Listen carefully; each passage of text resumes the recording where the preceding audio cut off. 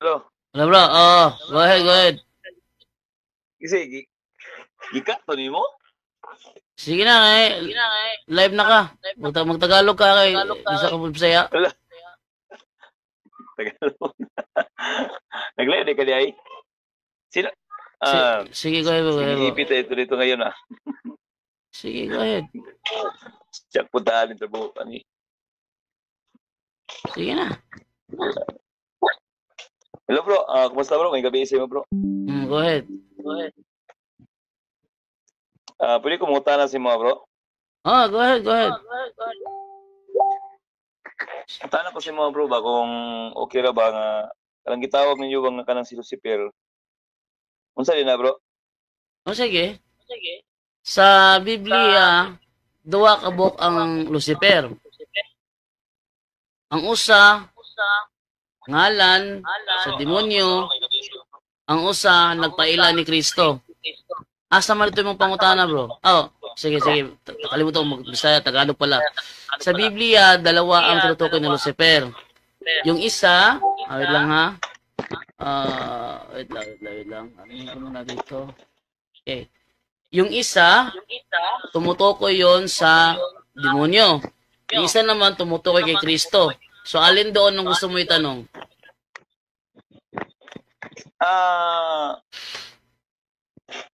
Depende bro kasi gamit ulit. Ganito kasi yan bro. Yung simbahan kasi ninyo, kumakanta siya ng Lucifer. Paano mo masasabi bro okay. na ang Lucifer na tinatawag doon Jesus Christ kasi wala namang Jesus Christ na tinutukoy sa Biblia na Lucifer? Meron, bro. Meron ba? Saan ba makikita bro? Ikalawang Pedro 1:19. Litra po litra bro? Yes, bro. Sige, pakibasa nga bro. Okay, babasahin ko ha sa ikalawang Pedro. Ikalawang Pedro 1:19. Okay? So, ito sinasabi dito sa Latin Vulgate. Yan. Et habemos fermiorem propheticum sermonem que beneficites attendentes quaci lucerni lucente en calignoso locodonic dies eloquiscat et Lucifer oriator in cordibus vestres. Ito Lucifer. Lucifer oriator in cordibus vestres. Sa English niya, etong sinasabi sa English, and so we have the prophetic word confirmed, which you do well to heed as a light that shines in a dark place, the morning star rises in your hearts. So, yung Lucifer Oriator dito is referring to the morning star that rises in your hearts. Lucifer. Sa isa naman dito pa rin, Latin Vulgate, ito kasi Biblia Sacra Vulgata ito. Sa Latin Vulgate naman, ito naman nakalagay. Et habemus fermiorem propheticum sermonem que benefacites attendentes quace lucerni lucente in calignoso locodonic dies en lucescat et Lucifer oriator in cordibus vestres. And ang kanyang translation, and we have the more firm prophetical word, whereunto you do well to attend, as to a light that shineth in the dark place, until the day dawn, and the day star arises in your hearts. So yung Lucifer dito, ito ay referring to Jesus Christ. Yan bro. So, ang sinasabi mo bro, referring. Okay, referring. Ibig sabihin ba yung pagsabihin natin referring at yun ang Lucifer ay isa? Hindi. Kaya nga sabi ko sa Biblia, dalawa Lucifer eh. Yung isang Lucifer nasa Isaias, demonyong tinutukoy nun. Isa namang Lucifer nasa ikalawang Pedro 1:19, si Kristong tinutukoy doon. Yung sinasabi mong kinakanta sa kinakanta doon sa ng mga pari, yun naman ay ang exalted. Ito exalted. Ito yung narinig mo. Flamas eios Lucifer matutinus inveniat Ille in quam Lucifer, quenesit occasum, illique regressus ab inferes humano generis serenus eluset. Yung kanyang translation, eto. Let the morning star find it a light, that star which never sets, which being returned from hell, shone with brightness on mankind. And Brother Jando, para hindi lang siya malito, kapatid, ang term na Lucifer, hindi siya tumutukoy sa persona, bro. It's a title. Titulo yan. Titulo. Actually, divine title ng ating Panginoong Jesucristo yan. No? Siya yung So, morning nung- star eh. Siya yung morning Siya star, yung di morning ba? star, yes. Mm. Binigay lang yan, ibinigay yan kay Lucifer nung good angels pa siya. Good angel pa siya. No? Pero ngayon, wala na sa kanya yung titulo na yan, bro. No? Pero ikinakapit pa rin sa kanya. Kaya nga Satan na siya ngayon eh. Satan na siya, no? Pero ang divine title na yan, pinagmamayari ng ating Panginoong Jesucristo, bro. Ang meaning ng Lucifer, it's a Latin term, na ang ibig sabihin niyan is a morning star. Mm. Yung binasa ni Brother Jando sa English, morning star yon. Si Panginoong Jesucristo ang tinutukoy. Again, ang Lucifer is not a person. It's a title. Specifically, a divine title. Titulo yan ng Panginoong Jesucristo, 1 Peter 1:19. No? Tinawag siya na morning star, sa Latin, Lucifer. Yan Brother Jando, para lang makuha niya kung ano ang terminong Lucifer. Hindi yan tumutukoy sa persona, kapatid. Title yan, title. Yan. Okay, ano ko lang bro, i-clarify ko lang bro. Ganito kasi yan bro. Saan nyo kinukuha yung tinatawag na Jesus Christ na naging Lucifer? Yun na nga, ikalawang Pedro 1:19. Ano ba ang kahulugan talaga ng sa Cebuano bro? Ano ba yung ibig sabihin ng Lucifer bro? Kasi Sala sa umaga. Sala sa umaga, bro. Sa Cebuano, kanang bituon sa kabugason. Sa Tagalog, tala sa umaga. Morning star. Okay, morning star. So, itong tinatawag na morning star, bro, saan ba ito naka-repair? Sa isang tao o ang Jesus Christ? Kay Jesus Christ, bro. Diyan sa Dos Peter? Dos Peter ba yun? Oh, Peter Jesus 1, Christ. 7? Oh, Jesus Christ. Si Kristo naman tutukoy naman dun eh. Kristo naman tutukoy naman dun. Hindi naman yung demonyo. Punta tayo doon sa bro? Sa Isaiah 14:12. Yun. Yung Isaias, yun ang sa demonyo. At ating basahin na sa Revelation 22:16, King James Version, etong sinasabi. King James ito 22:16. Sabi di Jesus mismo, tingnan mo ha. I, Jesus, have sent mine angel and to testify unto you these things in the churches. I am the root and the offspring of David and the bright and morning star. So sa Biblia, mababasa talaga na si Jesus Christ is the morning star. Ngayon, sa ikalawang Pedro 1:19, yung morning star, it was translated into Lucifer. Hindi siya proper noun, hindi siya proper noun. Kasi title lang siya, hindi siya proper noun. Yung Lucifer na nasa Isaiah sinasabi mo, was written in proper noun. Tingnan mo. Naka-capital letter L siya. So, proper noun siya. Pero yung Lucifer na nasa exalted namin, bro, hindi siya capital letter L. Okay, anong kaibahan bro sa tinatawag na bright and a morning star and then son of the morning star? Ayun na nga. Anong kaibahan sa dalawa? Son of the morning star. The bright morning star. Pareho Iba lang yan yun. bro. Iba Sige, yan bro. sige, Kung sige. titingnan natin bro sa Revelation 22, 16. chapter 24:16, yeah. Nakalagay po dyan, bro, bright in the morning star. Tapos sa Isaiah is son of the morning star. Anong kaibahan sa dalawa, bro? Pareho lang yun, bro. Morning star pa rin, bro. Kung ano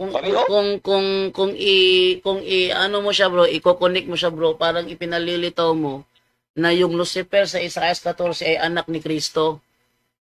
Parang ganun pinalito mo kasi ano pinagkaiba ng morning star sa son of the morning star? So, yung Lucifer sa Isaiah 14 is son of the morning star. So, kapag idinudugtong mo yun doon sa kay Kristo, lilitaw na yung Lucifer sa Isaiah 14 is son of the morning star na si Kristo. Ang Isaiah, Barijando, ang Isaiah 14, 12, 14, tumutukoy yun sa hari, kapatid. Hari ang pinapatungkulan doon na mayroon siyang ugali katulad ni Satanas na si Lucifer. Kaya ginamit yung term na Satanas doon sa Isaiah 14, 14 kasi katulad siya ni Satan mag-isip na gustong umabot sa katuktukan na upuan ng Diyos para agawin ang ng Diyos. So, hindi yun tumutukoy sa ating Panginoong Jesucristo. Sabi ko nga kapatid, para maunawaan mo, huwag kang dumirikta sa persona. Dumirikta ka sa titulo. Yan ay titulo yan. Titulo yan, ang nagmamayari ng titulong iyan, ang ating Panginoong Jesucristo. No, pero sa panahon natin ngayon, ang dami na gumagamit niyan, bro. Kahit nga mga satanista ginagamit na yan, tinatawag lang Lucifer yan eh. So, ibig sabihin kasi mo, bro, titulo yan, ang term na Lucifer, titulo, hindi yan tumutukoy direkta sa persona. Titulo yan. Ang nagmamayari ng term na yan, ang pinakamayari ng titulong iyan, ang Panginoong Jesucristo. Siya ang original. Siya ang original na may-ari. Ibinigay lang kay Lucifer yung good angel na naging Satan. Ikinapit pa rin sa kanya yan, pero hindi na sa kanya yan. Kasi nung budi siya sa Panginoong Jesucristo, tinawag na siyang Satan. No? Tinawag na siyang Satan. So yung Lucifer, term siya, ginagamit na ng karamihan ngayon as a titulo. Tanda natin, hindi lang si Satanas ang may titulunan ngayon, pati ang mga Luciferian, mga Satanista, tinawag na rin silang Luciferian. Even si Peter. Di ba, tinerminuhan si Pedro ng Panginoong Jesucristo, Matthew 16:23. Dahil ayaw ni Pedro na mamatay si Panginoong Jesucristo, anong sinabi ni Panginoong Jesucristo? Umalis ka, Satanas. Tinawag din siyang Lucifer. Bakit? Kasi titulo yan ng mga hadlang sa Diyos. Naging titulo yan ng mga taong sumasalungat sa Diyos. So, marami na ang gumagamit sa terminong Lucifer. Pero ang original na may-ari ng term na Lucifer ay ang ating Panginoong Jesucristo. Ang term itself, kapatid, is not bad term. It's a good term.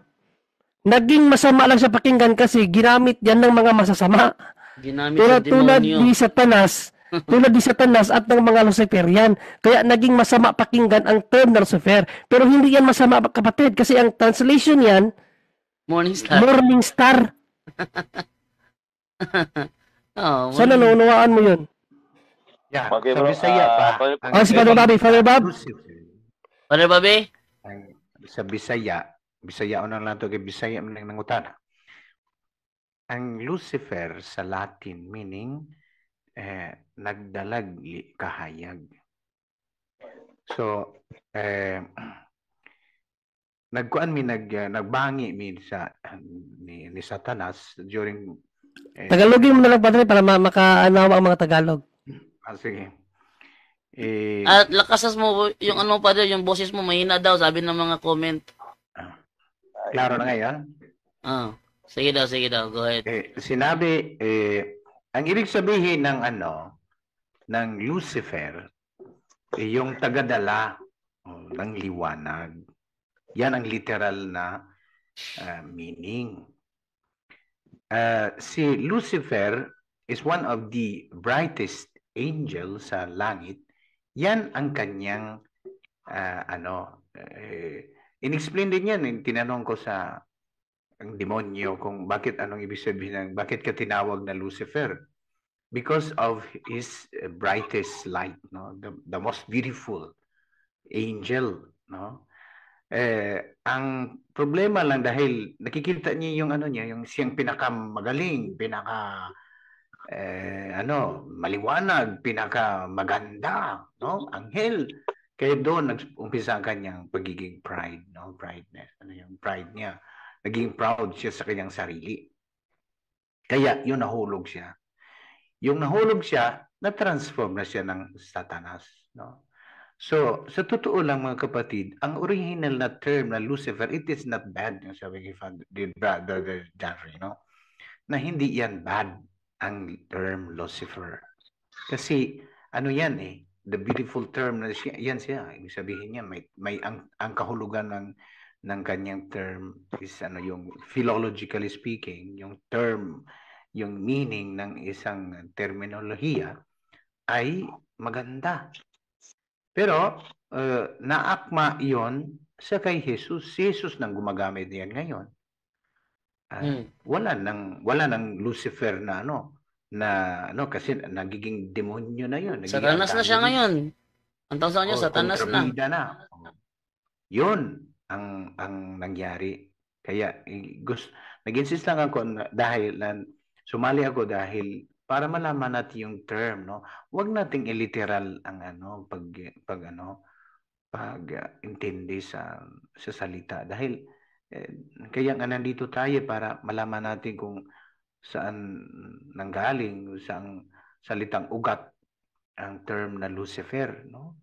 Kasi sa atin naman kasi it is a kind of ignorance, no, na ang pag makarinig tayo ng Lucifer, yun, kumakanta na sa demonyo. Mali yun. Hindi dapat ganon ng ating dapat magkaroon tayo ng critical minded, no? Wag kaagad padalos-dalos. Yan. Demonyo na yan kasi kumakanta ng demonyo. Yan ang mga ignoranting walang kaalaman sa Latin. Totoo. Walang kaalaman sa Latin. Wahe.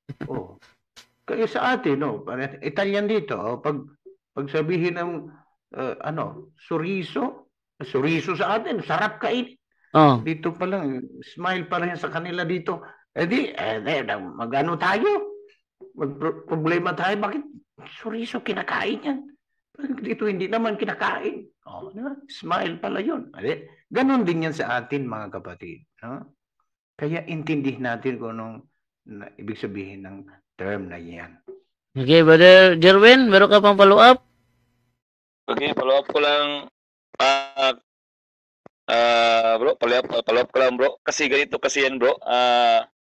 Kung titignan natin, bro, diyan sa Isaiah 14:12, ginagamit po diyan yung noun. Ibig sabihin, proper noun siya. Proper noun. Proper noun. Tumutukoy siya sa isang pangalan ng isang anghel na nalaglag. So, ibig sabihin, ito talaga yung pangalan ng bad angel. Kasi yun kasi ang ginawa sa Miriam, sabi doon, name of the devil.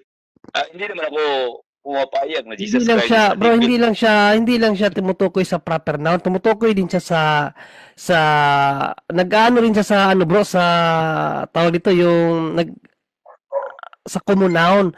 Kasi ang mga Luciferian, tinawag na silang Luciferian, yung mga satanista, Luciferian yan. Proper noun ba yan sila? Luciferian yan. Tumutukoy sa kanilang grupo ang Luciferian.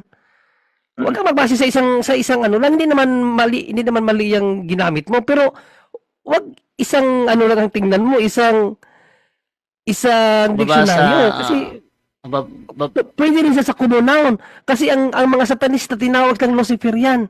Proper noun bang ginamit sa kanila? Hindi naman common noun naman Babasa tayo ng talata sa Biblia. Sabi sa 1:44 ganito. At saka Marijando sa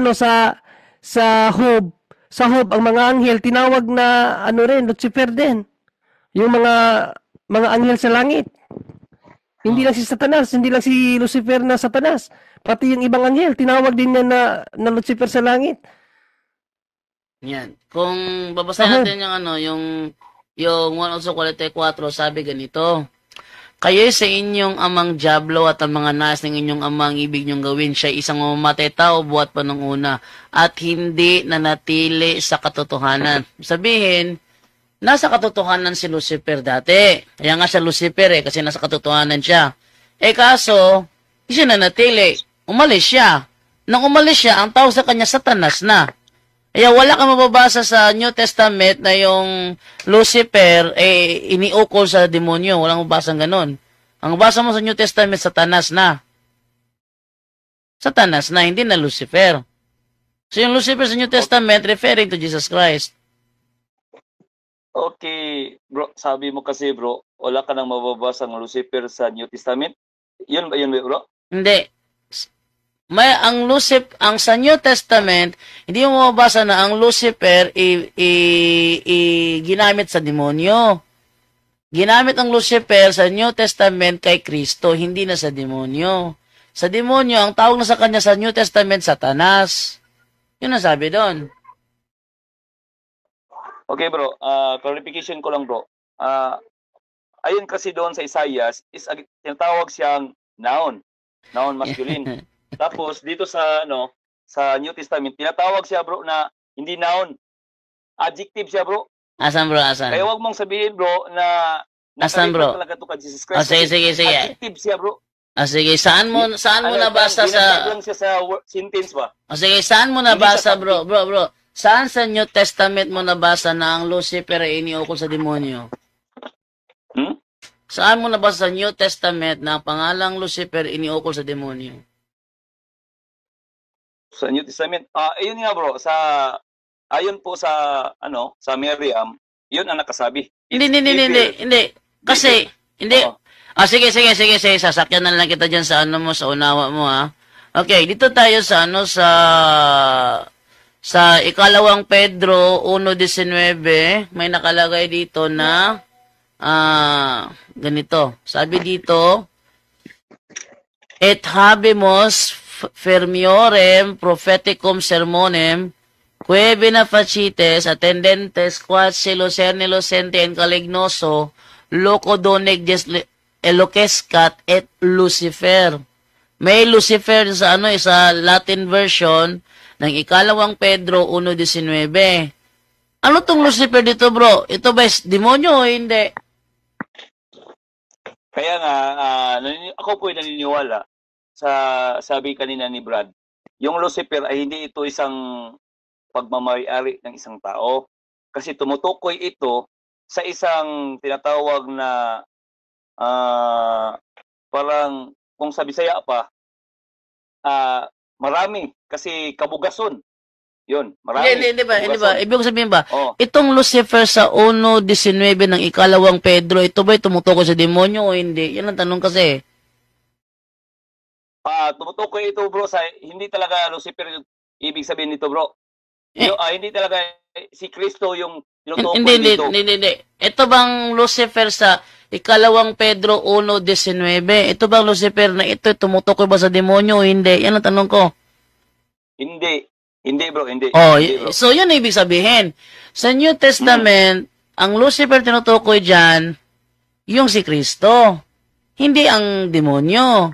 Kaya sa Exalted namin, sa aming kanta sa Exalted, yun ay tumutukoy sa kay Kristo. Si Kristo naman yung nagbalik mula sa pagkamatay. Wala namang ibang nagbalik mula sa kamatayan. Si Kristo lang naman. Meron bang iba? Kasi yung Lucifer kasi, tingnan mo sa Exalted namin, yung narinig mo doon sa kinanta ng bishop, Flammas eius Lucifer matutenos inveniat. Ele in quam Lucifer keneset ocasum. Ele que regresos ab inferes humano generis serenos elucet. Yung translation niya, let the morning star find it a light, that star which never set, which being returned from death, shone with brightness on mankind. So itong Lucifer na tukoy dito is nagbalik mula sa kamatayan at nagbigay liwanag sa sangkatauhan. Ngayon, tanong ko sa iyo, sino ba ang nagbalik mula sa kamatayan at nagbigay liwanag sa sangkatauhan? Sino yun? Si Jesus Christ, bro. Jesus Christ. Si Jesus Christ tutukoy ng Lucifer sa aming Exalted. Yung narinig mo doon yung pinapalabas ng mga sa Facebook na yung mga bishop kumanta, Exalted ang tawag doon. Exalted. Ito'y kinakanta tuwing Easter Vigil. Tuwing Easter Vigil, kinakanta to sa doon sa Vatican. yung exalted. Yan. Yun yung ni-record ng mga born again. Tapos pinalitan nila, ayan, sinasamba ng mga Katoliko si Lucifer, maliwanag na maliwanag. Hindi totoo yun na yun ay demonyo. Kasi pag sinabi Lucifer, demonyo kaagad eh. Mali yun. Ang Lucifer na tinutukoy sa awitin ng Katoliko na exalted ay yung Lucifer na nagbalik mula sa kamatayan at nagbigay liwanag sa sangkatauhan, yun ay walang iba kundi ang Panginoong Jesucristo. Kasi ang Lucifer na demonyo sa Isaiah 14, hindi naman yung dumanas ng kamatayan at nagbalik at nagbigay ng liwanag. Never lang yung ginawa yun. Ang ginawa niya, pagbalik niya ay lagim. Ito naman, hindi, liwanag binigay nito. Okay, ganito kasi yan, bro. May yung kanta ninyo, bro. Ini-screenshot ko yun, tapos itinranslate ko sa tinatawag na Cebuano ba yun? Yun. Tapos may nakalagay dito, bro. Ito man siguro. Ipinapahayag ni Jerome na ang salita ay nagpangalan ng sa lata sa umaga. Kaya't isinalin ito sa mga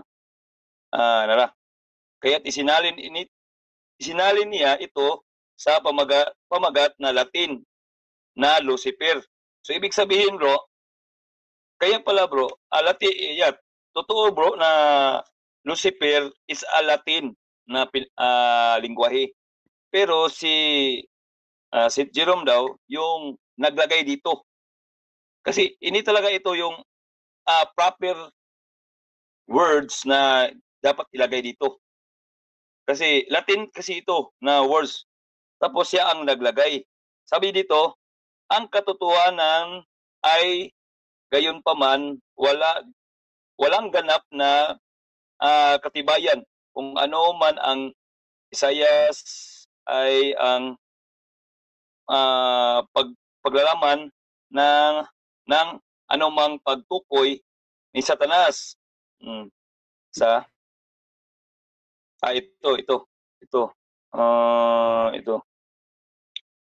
Ano ba ito?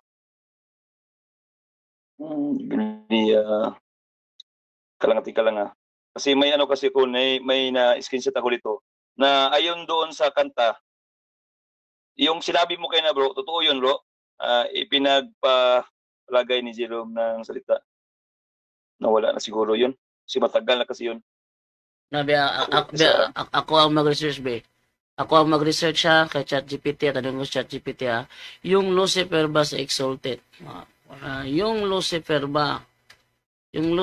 ba na nasa exalted ay tumutukoy ba sa demonyo? Ano din na?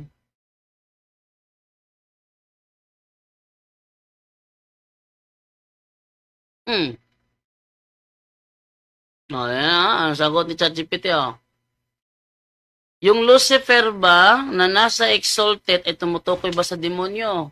Sagot ni ChatGPT, hindi. Ang Lucifer na binabanggit sa exalted, isang himno na inaawit sa Easter Vigil ng Simbahang Katolika, ay hindi tumutukoy sa demonyo. Sa halip, ang salitang Lucifer sa kontekstong ito ay nangangahulugang tagapagdala ng liwanag o morning star. Ito ay tumutukoy sa liwanag ni Kristo na nabuhay na mag-uli at hindi kay Satanas. Liwanag ulitin ko basa ng sinabi ChatGPT Tinanong ko siya, yung Lucifer ba na nasa exalted ay tumutukoy ba sa demonyo? Ang sagot, hindi. Ang Lucifer na binabanggit sa exalted, isang himno na inaawit sa Easter Vigil ng Simbahang Katolika, ay hindi tumutukoy sa demonyo. Sa halip, ang salitang Lucifer sa kontekstong ito ay nangangahulugang tagapagdala ng liwanag o morning star. Ito ay tumutukoy sa liwanag ni Kristo na nabuhay na mag-uli at hindi kay Satanas. Yun ang sagot, bro. At 10:12 na. So, Padre Bobby, mag-sacramental blessing ka ngayon, Padre Bobby?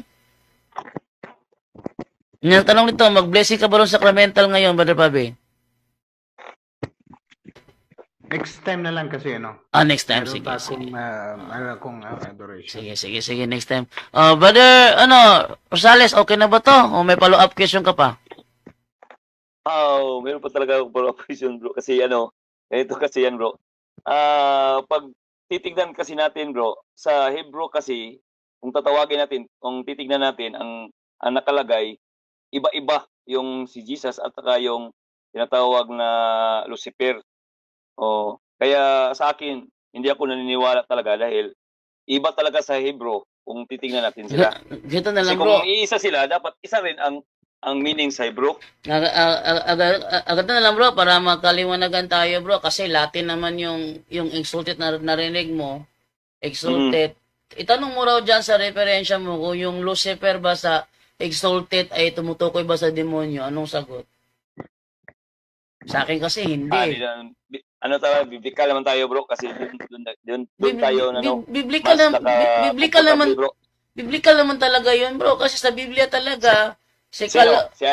bro? Si I.A.? Hindi, sa Biblia naman talaga, ikalawang Pedro 1:19, Lucifer naman talaga ang tawag sa morning star. Kaya nga, bro, pero ang ginagamit doon, bro, adjective. Ibig sabihin, sa isang sentence, kinukuha lang siya para ilagay doon. Sige, ating basahin ikalawang... Hindi yan natin ma-exact na siya. Kasi ganito kasi yan, bro. Si Lucifer, bro, sa Hebrew, tinatawag siyang Hilil. Tapos si Jesus Christ, matatawag siyang Yahweh.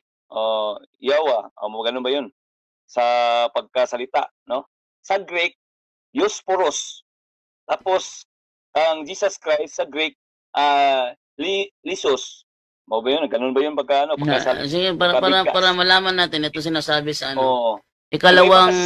Kaya, imposible. Ating basahin yung konteksto na ikalawang Pedro 1, ating simulan sa 16. Ang ipinahayag namin sa inyo tungkol sa kapangyarihan at muling pagparito ng ating Panginoong Hesus.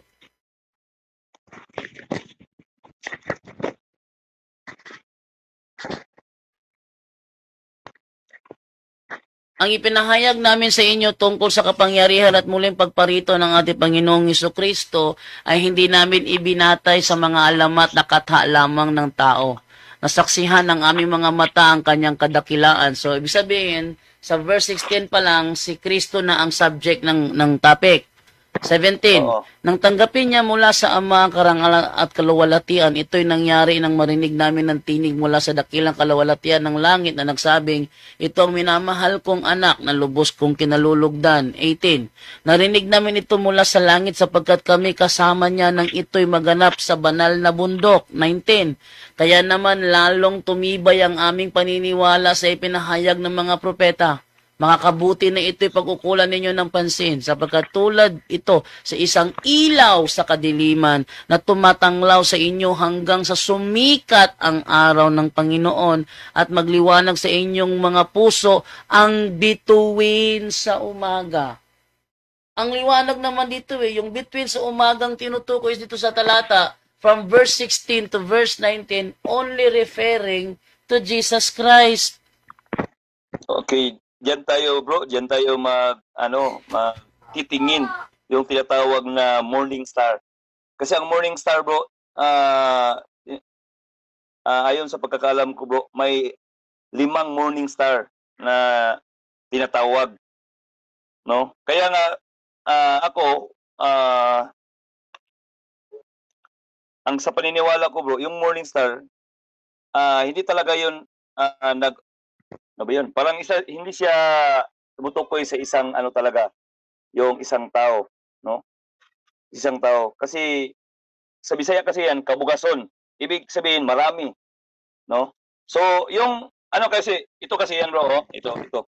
Dito sa Isaias kasi yan, bro, sa Isaias. Sinasabi kasi dito, bro, sa Isaias na yung tingnan natin tingnan na.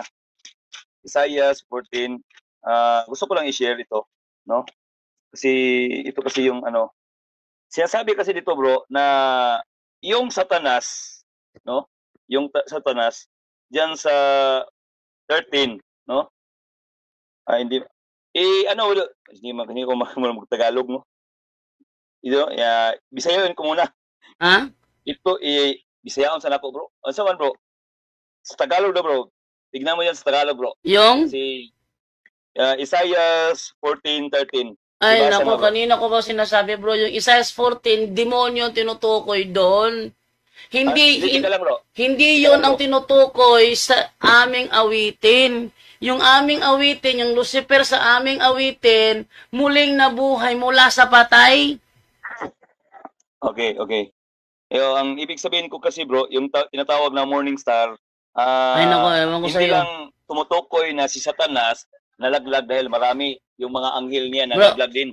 Kaya tinatawag siyang morning star. Ang main, bro, ang main subject kasi ng tanong mo, yung kinakanta namin sa yung kinanta ng mga bishop, yun kasi ang subject matter ng tanong mo eh. Yung Lucifer doon ang subject matter ng tanong mo eh. Yung Lucifer sa awiting yun, muling nabuhay mula sa patay at nagbigay liwanag sa sangkatauhan. Yun. Ang kaso lang sa iyo, yung Lucifer doon, idinudugtong mo sa Isaiah 14. Pilit mo siyang idinudugtong sa Isaiah 14, ang sinasabi sa aming awitin, yung Lucifer doon, muling nabuhay mula sa patay at nagbigay liwanag sa sangkatauhan. Ba't mo siya ikukunin doon sa Isaiah 14? Okay na bro, siguro hindi ito sinasabi ko sa kanya. Nagtanong, pinaliwanagan, ayaw tanggapin. Oh. Paano anong mangyayari sa usapan niyo bro? Hanggang mamaya niyan, paulit-ulit na lang siya. Napakarami na namin pinaliwanag dito, brother.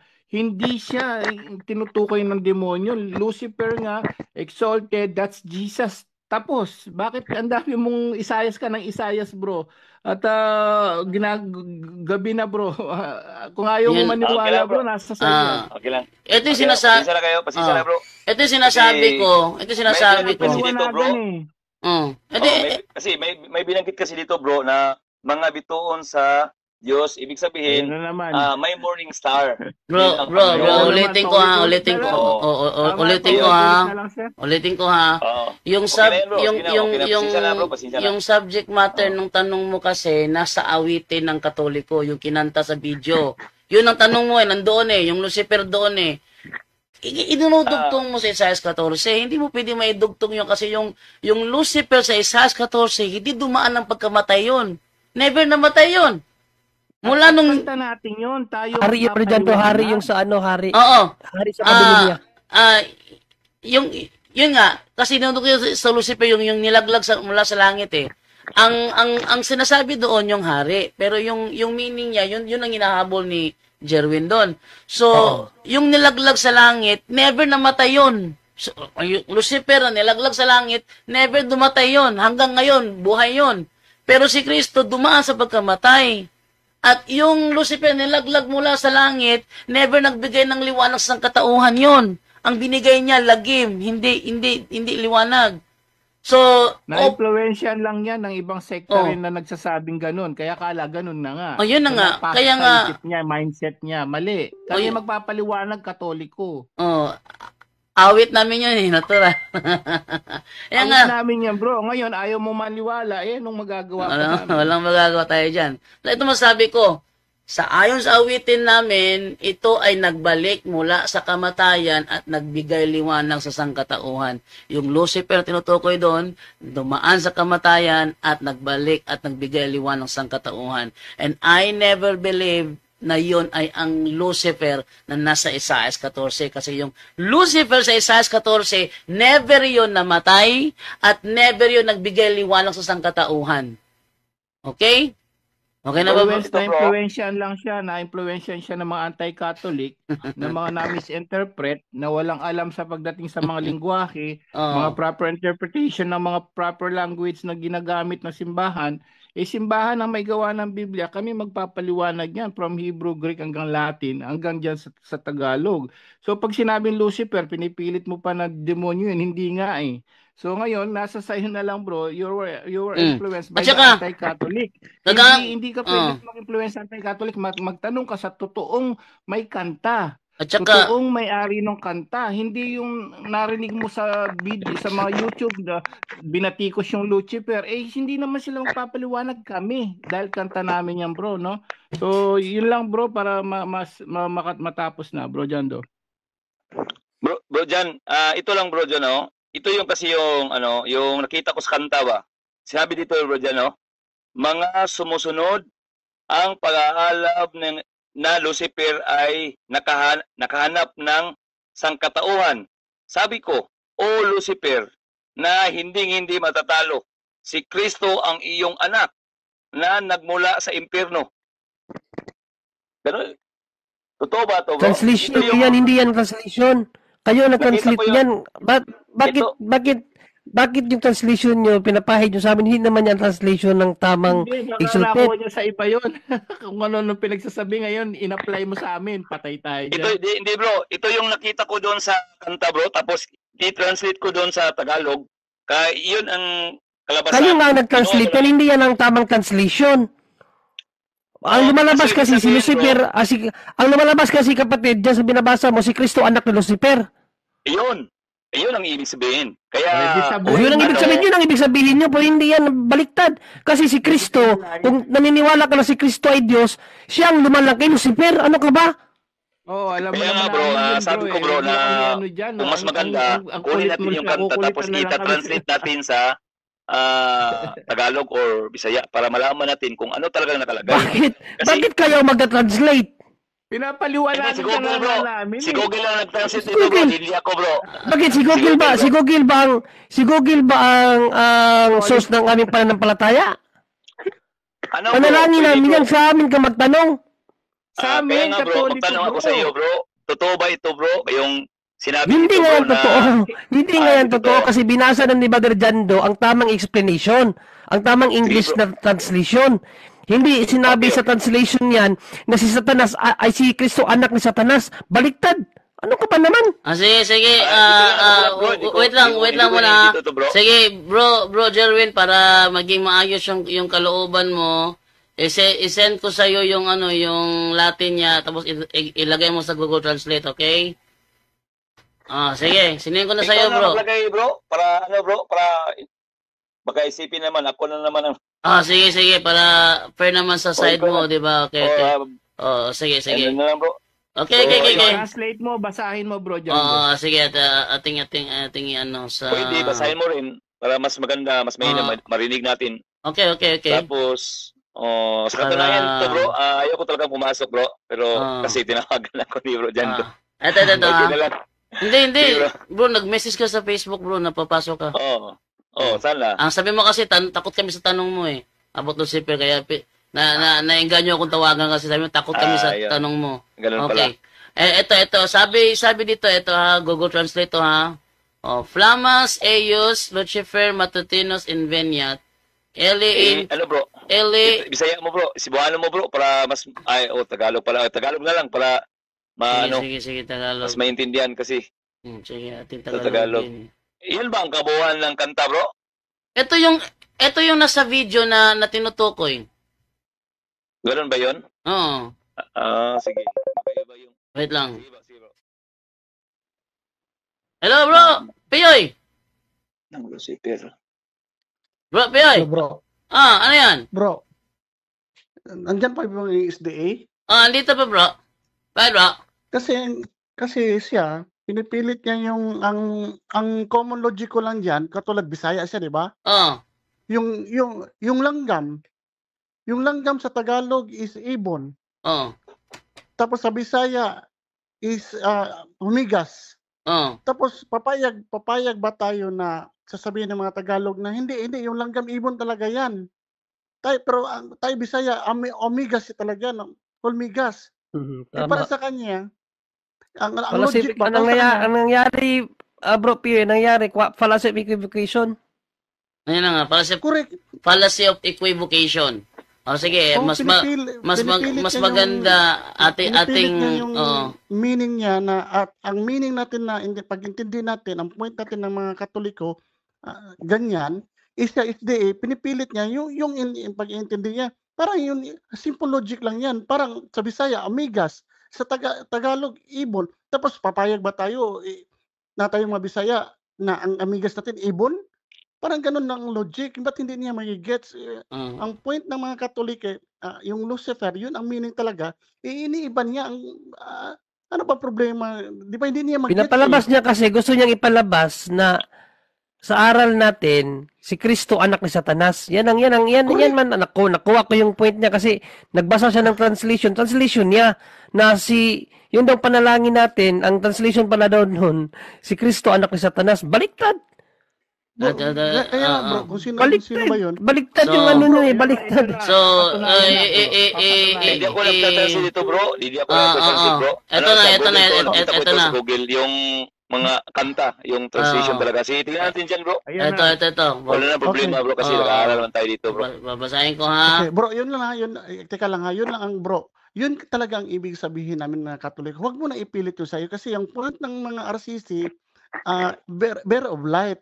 Yun ang point. Huwag mo na ipilit yung sa'yo kasi hindi naman yun ang gusto namin, ang ibig sabihin namin. Katulad lang yan yun ang sinabi kong example. At amigas sa Tagalog, ano yan, ibon. Pag pinipilit ba ng mga taga Luzon na, hindi, ibon yan. Ano bang pakialam ng mga Tagalog sa Bisaya ng amigas, langgam natin na umigas, 'di ba? Ganun lang. At saka bro Jando, isa lang kasi nasa work ako, tumakas lang ako saglit, nakikinig ako eh. Bro, naalala mo yung ano bro, naalala mo yung taga-Africa na SDA? Si Kichokwo. Correct. Kalagi ko sa chat, magko-convert na sa Katoliko bro, nagsisimba na siya ngayon sa Katolik. Wow. Yun lang, oo. So, nagbunga rin isang taon yata natin. Yung nasagot natin dito? Yun. Nasagot natin dito? Oo, yung African. Yung pastor. Yung anak ng Sana pastor. all. Mabuti pa yung African. Mabuti pa yung African na SDA. Anak ng pastor yun. Convert namin. Anak ng pastor yun. Itong Bisaya, hindi natin. Bro, yun lang bro, kasi tumakas lang. Anak pa ng pastor yun. Sige, ito yung ito yung resulta sa translation ni Google. So, ilabas natin ha. Sabi ganito. Hayaang mahanap ng Lucifer ng umaga ang mga apoy nito. Siya sabi ko si Lucifer na hindi nakakaalam ng tagpuan. Siya na bumabalik mula sa ilalim ng mundo ay tahimik na nagbubukang liwayway sa sangkatauhan. Nagbubukang liwayway sa sangkatauhan, nagbibigay liwanag sa sangkatauhan. Lucifer ng umaga, hindi yan siya Satanas. At saka bumalik mula sa ilalim ng mundo. So, dali salita, nagbalik mula sa kamatayan. Anong translation ang nabasa mo, bro? Ano ka ba? Maliligaw ka niyan. So, ayan may ebidensya na. Siguro naman maniniwala ka na.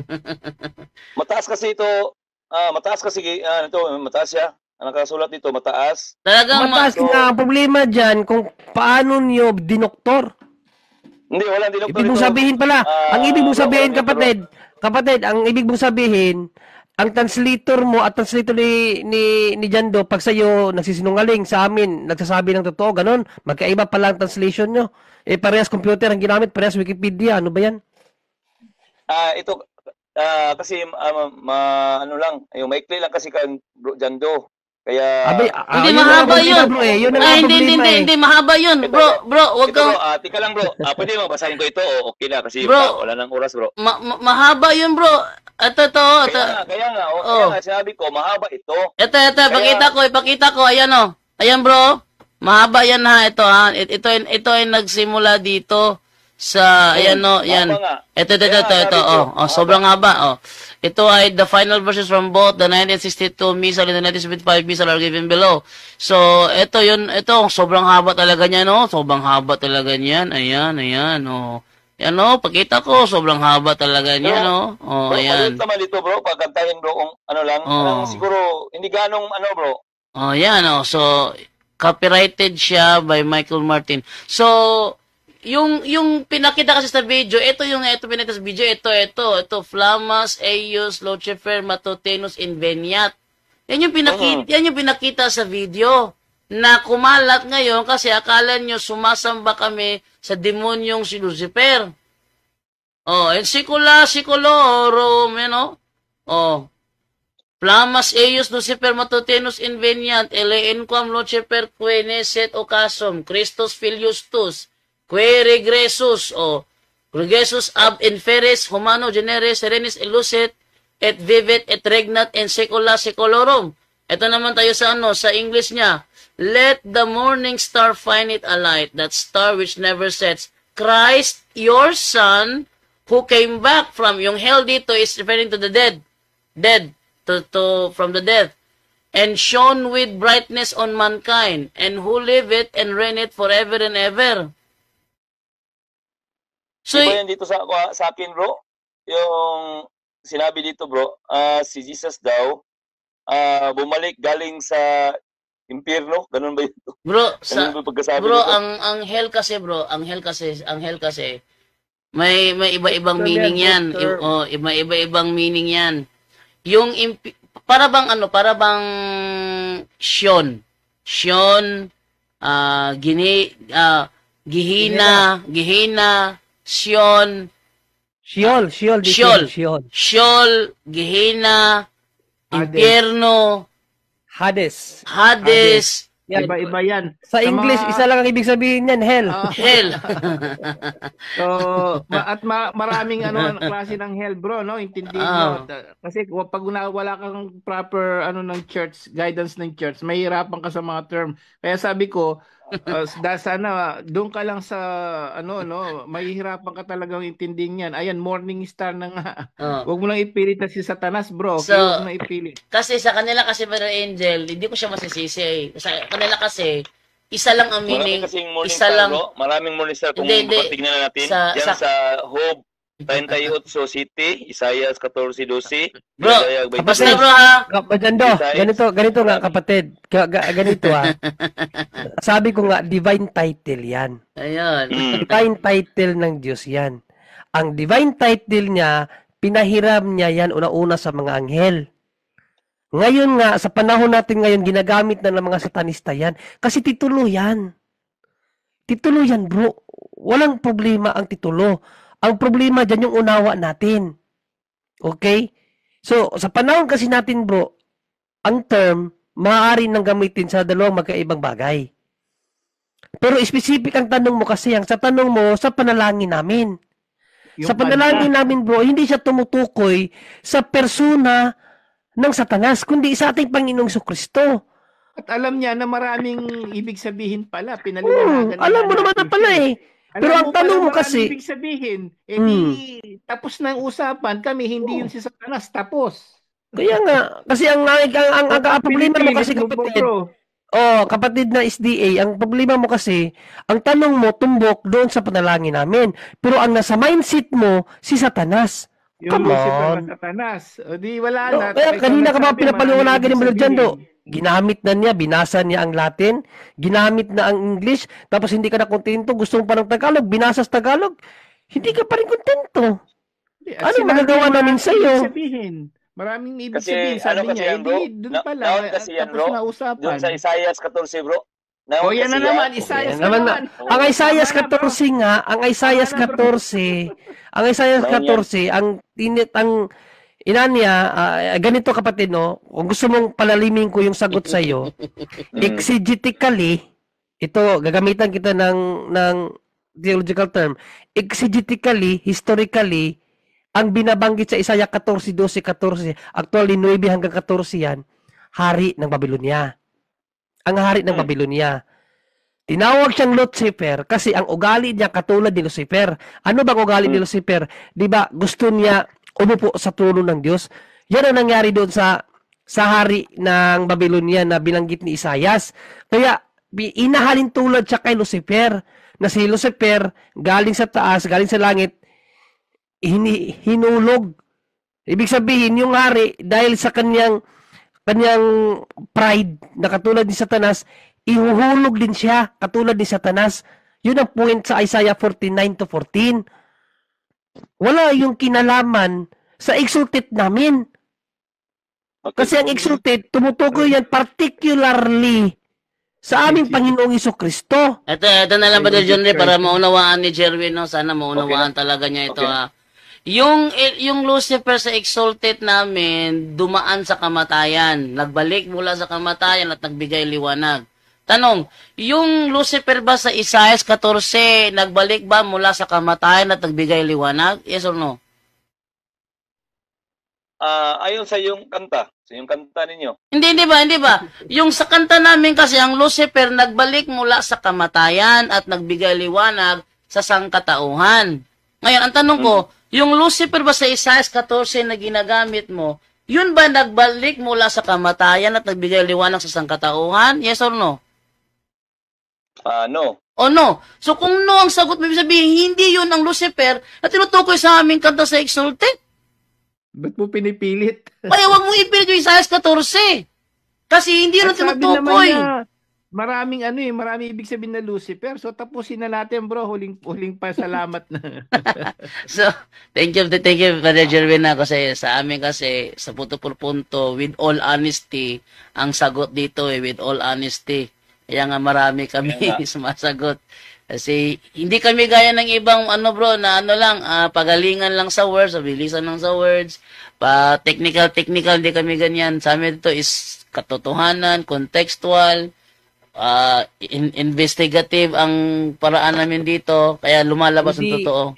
Hindi monopoly rito, walang monopolyo rito, bro. Oo. Ay, yun naman talaga yung hanap natin, bro, na malaman kung ano talaga nakasulat sa Biblia, kung ano talaga nakasulat. Ayan nga. Sinasabi. Sa Biblia rin, ang nagbalik sa kamatayan at nagbigay liwanag sa katauhan si Kristo, hindi yung Lucifer sa Isaiah 14.